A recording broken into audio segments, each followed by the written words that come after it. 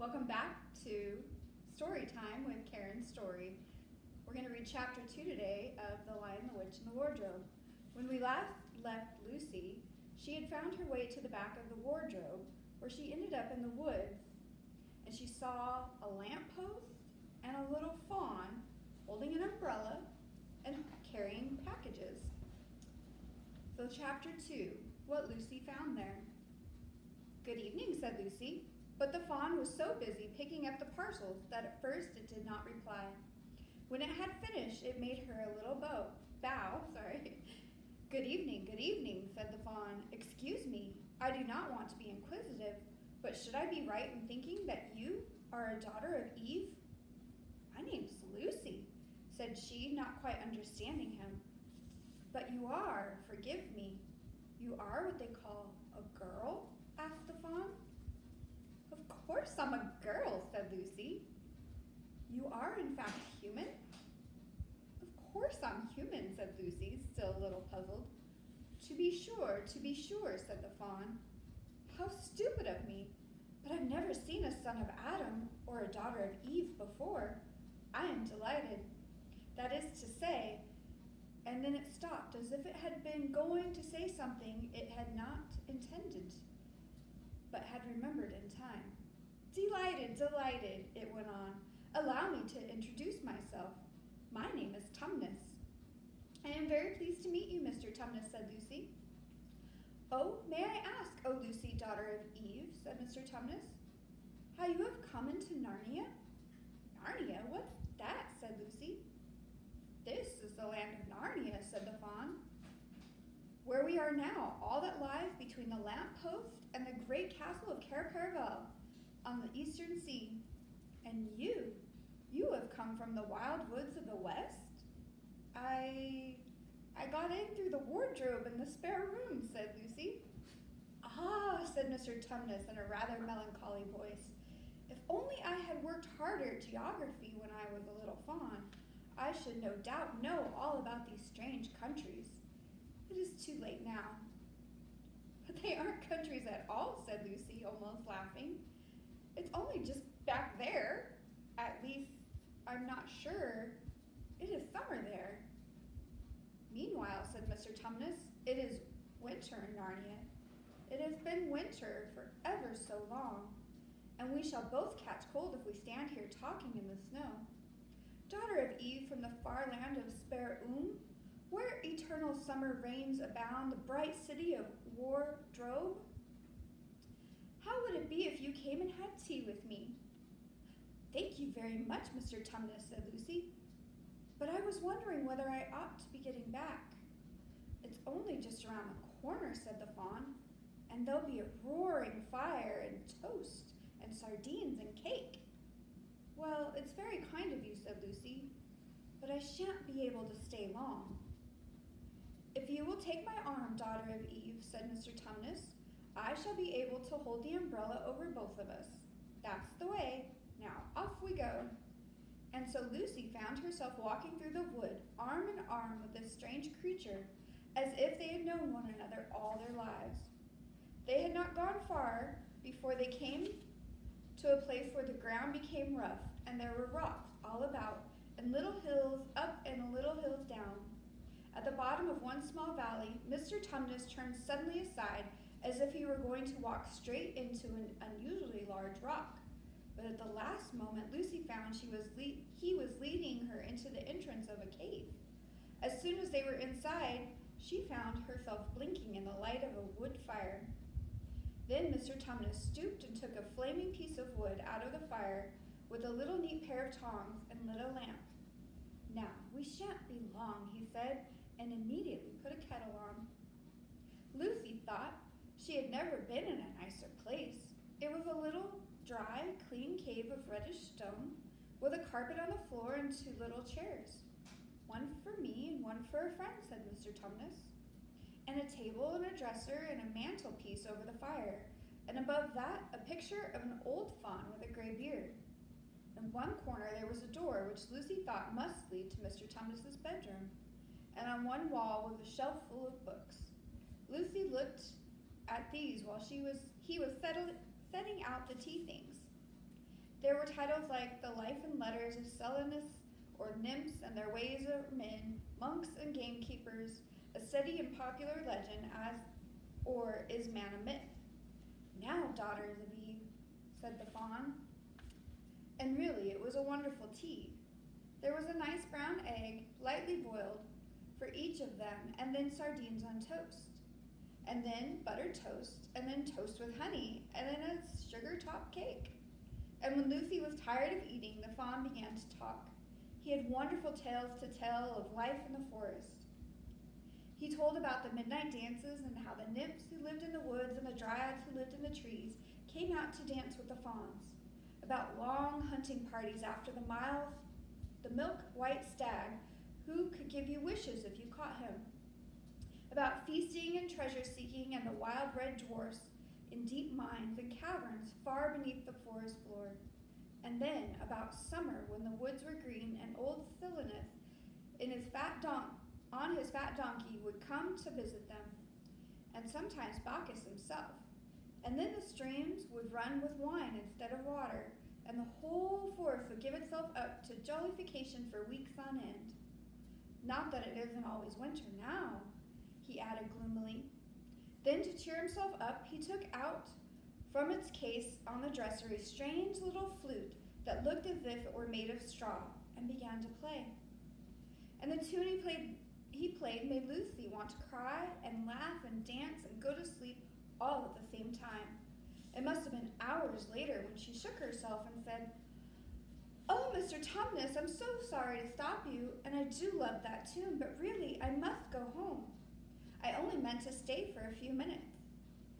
"It's no good now, you know," said the fawn, laying down its flute and shaking its head at her very sorrowfully. "No good?" said Lucy, jumping up and feeling rather frightened. "What do you mean? I've got to go home at once. The others will be wondering what has happened to me." But a moment later she asked, "Mr. Tumnus, whatever is the matter?" For the fawn's brown eyes had filled with tears, and then the tears began trickling down its cheeks, and soon they were running off the end of its nose, and at last it covered its face with its hands and began to howl. "Mr. Tumnus, said Lucy in great distress. Don't, what is the matter? Aren't you well? Dear me, Mr. Tumnus, do tell me what's wrong." But the fawn continued sobbing as if its heart would break. And even when Lucy went over and put her arms around him and lent him her handkerchief, he did not stop. He merely took the handkerchief and kept on using it, wringing it out with both hands whenever it got too wet and to be any more use, so that presently Lucy was standing in a damp patch. "Mr. Tumnus," howled Lucy in his ear, shaking him, "do stop at once. You ought to be ashamed of yourself. A great big fawn like you? What on earth are you crying about?" Oh, sobbed Mr. Tumnus. "I'm crying because I'm such a bad fawn." "I don't think you're a bad fawn at all," said Lucy. "I think you are a very good fawn. You are the nicest fawn I've ever met." Oh, you wouldn't say that if you knew," replied Mr. Tumnus between his sobs. "No, I'm a bad fawn.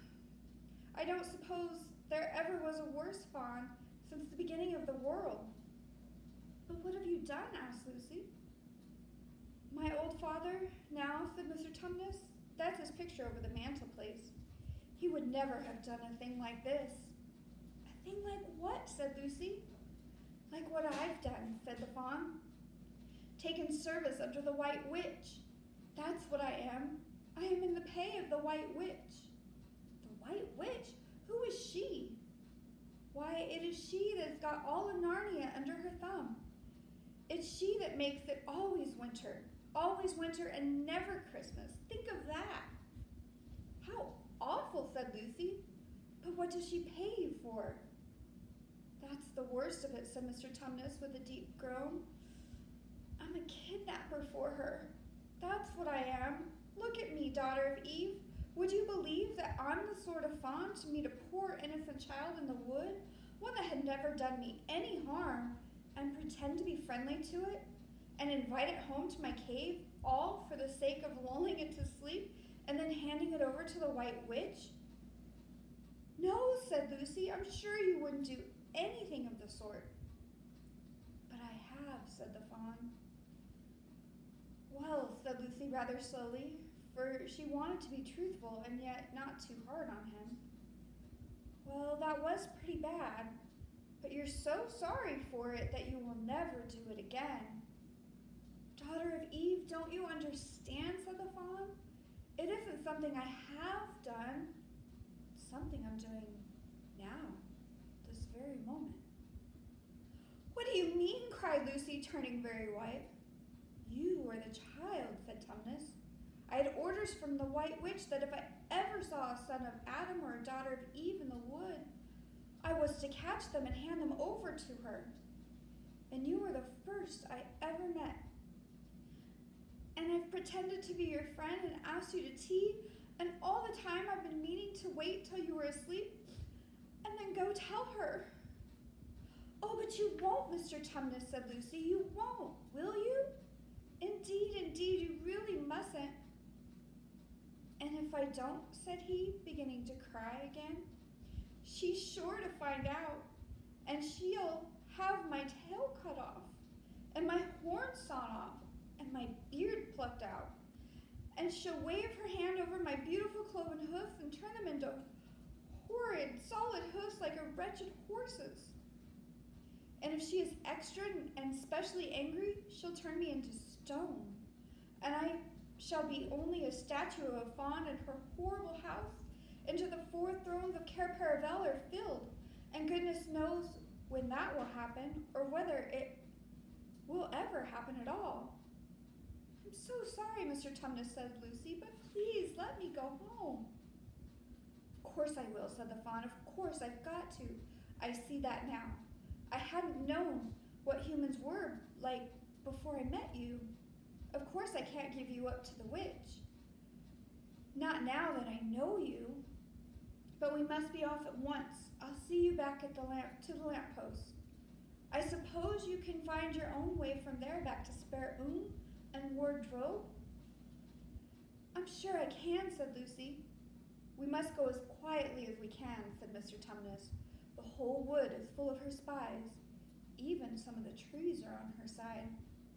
They both got up and left the tea things on the table, and Mr. Tumnus once more put his umbrella and gave Lucy his arm, and they went out into the snow. The journey back was not at all like the journey to the Fawn's cave. They stole along as quickly as they could without speaking a word, and Mr. Tumnus kept to the darkest places. Lucy was relieved when they reached the lamppost again. Do you know your way here? Or you know your way from here, daughter of Eve, said Tumnus. Lucy looked very hard between the trees and could just see in the distance a patch of light that looked like daylight. Yes, she said, I can see the wardrobe door. Then be off home as quick as you can, said the Fawn. And can you forgive me for what I meant to do? Why, of course I can, said Lucy, shaking him heartily by the hand. And I do hope you won't get into dreadful trouble on my account. Farewell, daughter of Eve, said he. Perhaps I may keep the handkerchief? Rather, said Lucy, and then ran toward the far-off patch of daylight as quickly as her legs would carry her. And presently, instead of rough branches brushing past her, she felt coats, and instead of crunching snow under her feet, she felt wooden boards. And all at once she found herself jumping out of the wardrobe into the same empty room from which the whole adventure had started. She shut the wardrobe door tightly behind her and looked around, panting for breath. It was still raining, and she could hear voices of the others in the passage. I'm here, she shouted, I'm here. I've come back. I'm all right. Thank you for enjoying Chapter 2, The Lion, the Witch, and the Wardrobe. See you next time.